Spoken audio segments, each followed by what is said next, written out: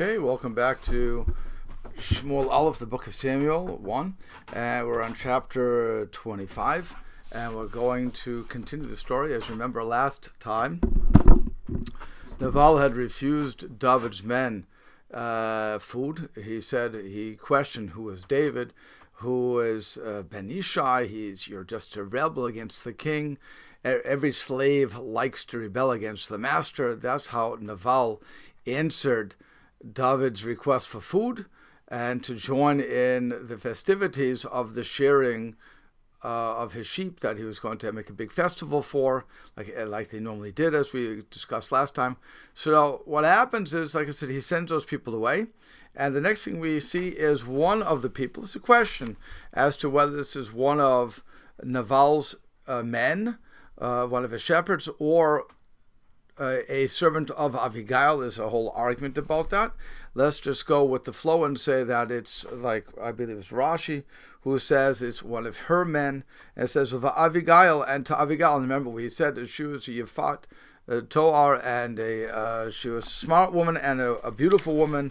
Again, the exact language was, which we discussed, I have to just find it, was that she, here it is, that she was Tovat Seichel, she had good brain, she had a good mind, as it were, Vifat Toar, and a beautiful woman. So here this woman is, again, she is the wife of Naval, as it says, Avigail, Eshet Naval, and to Avigail, the wife of Naval. Higid Na'ar Echad Mehane Arim Lemor. So behold, one of the young men from the young men that were there said, and again, is it her young men? Is it Naval's young men? It's an interesting question. It makes more sense to say that it is one of her servants that happens to know what's going on in the field more than one of his men, but it could be either way. And it says, V'hinei shalach David malachim, and it says, behold, this servant says to her, behold, David sent messengers, Mehamidbar, from the wilderness, Levarech et Adonenu, to bless, to give greetings and a blessing to our master, namely Naval. And he did this as the rabbis explain, he did this in a honorable way by sending his malachim, his messengers, to bring these blessings. V'ya'at bam, and what did Naval do? He kicked at him. He drove them away. V'ya'at is like he kicks at them. He spurned them. That's how the Maharikra wants to explain it. The bottom line is that here David was trying to give respect to Naval, and what does Naval do? Kicks him out. Says, I don't want anything to do with you. As we said, he was very insulting. And he said, V'hanashim, now it's this person is saying to Avigail, V'hanashim, you should understand, these men, Tovim lanu ma'od, they were very good to us. Hachlamnu v'lo pachadnu me'umma. They neither disgraced, we were not disgraced by them, nor was there anything missing at all. So in other words, we're in the fields, we're taking care of the sheep, and sometimes the sheep are grazing, sometimes they're lying down. In both of those cases, David and his men would help us guard the sheep from a distance. The sheep and the cattle, they would do it from a distance, but they would make sure that nobody was going to come down, and they never impeded us. They always working with us. Kol yimei hitalachnu itam, all the days that we were with them, v'yotanu basadeh, while they were in the field. They didn't demand money from us. They could have. The Na'ar is saying, he's arguing that since we were in the field and we were paid to take care of your husband's flocks, so therefore David's men could have demanded payment from us, and yet they never did that. They were just protecting us for whatever reasons they had. They were protecting us.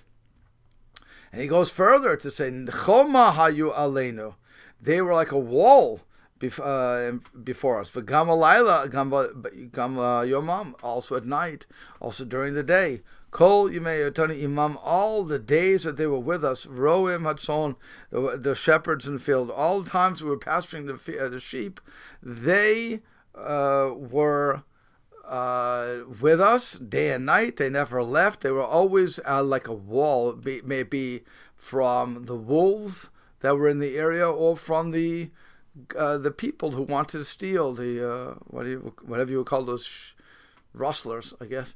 Yeah, they were trying to stop the rustlers, and they did it. They were protecting them continually. Viata. And yet, with all that, the Na'ar is saying, with all that, with all the good that they were doing, your husband Naval said, out of here. I'm not interested in feeding you. I didn't ask for your help. I pay my people. I don't need your help. You're just a rebel yourself. I don't want you here. That's it. So the Na'ar says, the young man says, Viata. And now, di'i uri'i matasi. No, and these are all command forms, by the way, which is interesting, again, that you have this Na'ar, which would make more sense, by the way, to say this is not her servants, but now it would make sense to me, from how they're speaking, to be one of Naval's servants. Even though he's speaking to the mistress of the house, still in all, there was more of a less of a connection to the wife, if you will. And so you could understand that he would say, no, and see, and what you will do. Ki chalta ra'a ela janenu, for the evil has been decided upon to our master, ve'al kol beito, and to all of his house. V'hu ben b'li'al, and he is a lowlife. Midabir elav, you cannot speak to him. So now the question is, who is the Bnei Belial? Who are they talking about? Are they talking about Naval, which would seem to be the context of the pasuk, that he's talking about Naval, and he says Naval, and that's how Rashi wants to understand it. That he's talking to. He says you can't talk to Naval, because if I talk to him like I'm talking to you, Avigail, then Naval is going to be very, very angry with me, and he's and all of us. So it's not worthwhile talking to him.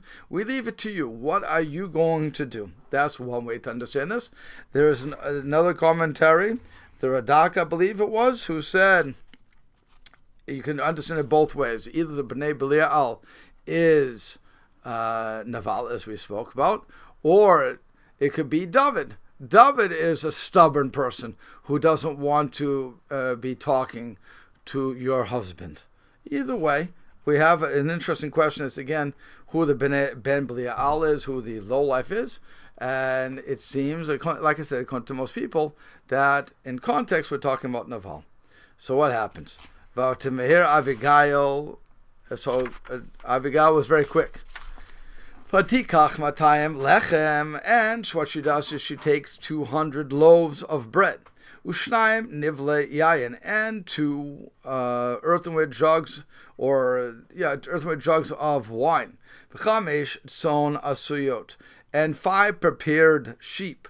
V'chamesh se'im kali, and 5 measures of roasted ears of grain.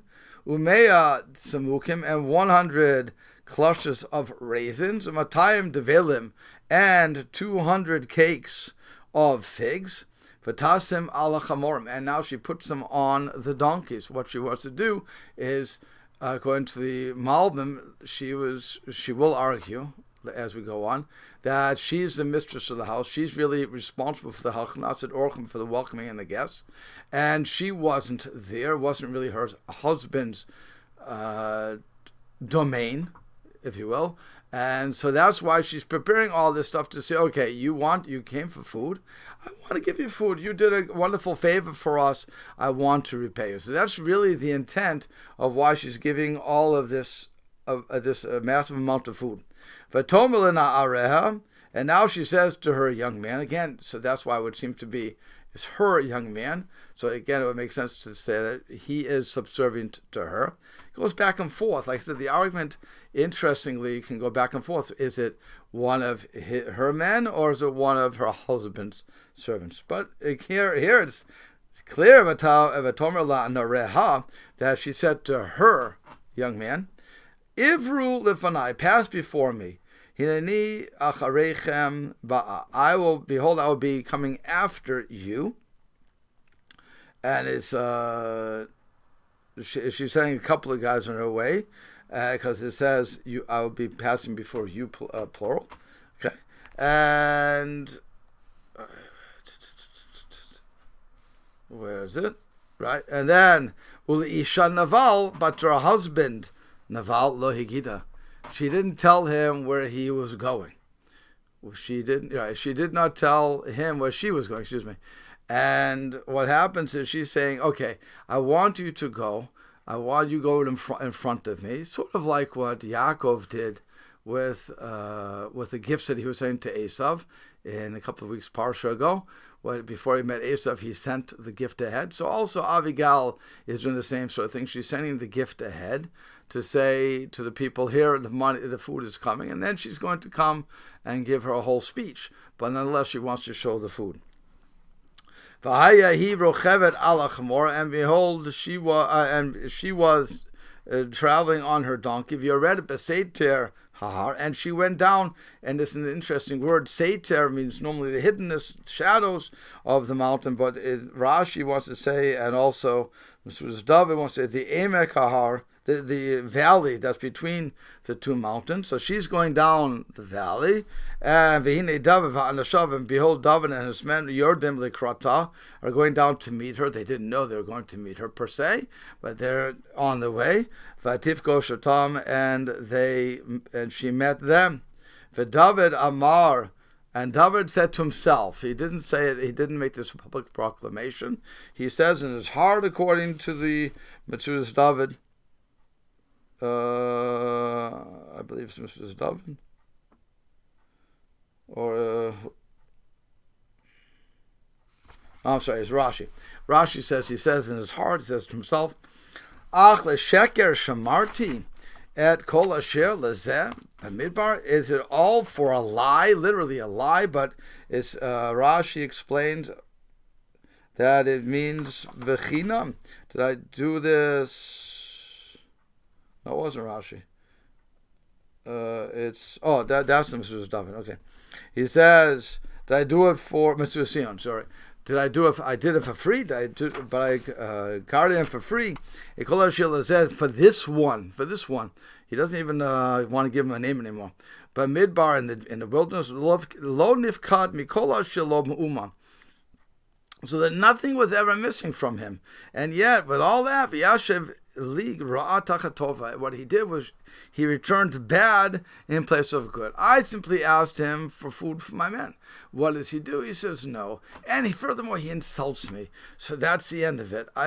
He paid good in place of bad, and then it says, this is the last verse we're going to be doing today. Kod Ya'aseh Elohim la'ovei David. So he continues and says, so should God do to all the enemies of David. V'chol Yosef, and he should continue. Im ash mikola shelo, if I leave anything over that's his, ad or haboka, by the morning light, mashtim bekir, even one dog, or even a dog can I'll leave it like that. Mashtim bekir, even one dog.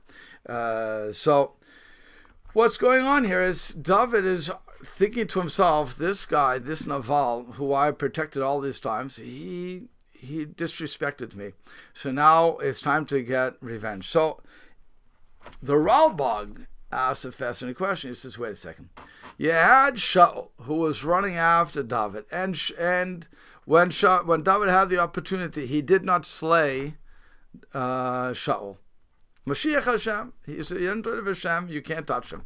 Yeah, when it comes to this character, Naval he wasn't chasing him. He insulted him, it's true, but he didn't do anything. The question is, why did he suddenly become so strong and decide he has to wipe him out? So the Ralbag answers, and a very interesting answer. He said, by this time the reputation had gone out that David was going to be the next king. So David said, if I let this happen, such a lack of respect happen to me, who is known to be the next king, then it's going to be a blemish on my kingdom, and it's going to wreak havoc on the kingdom. By the way, this is the exact argument that Avigail is going to use to save her husband, but that you'll have to see next week. If you like what you're hearing, please do like this channel and give it a thumbs up, subscribe to it, to what we have to do. And if you have any questions, please don't hesitate to submit them to this channel, and I'll do my best to answer them, and maybe I'll even answer them online as I've done in the previous times. Thank you very much.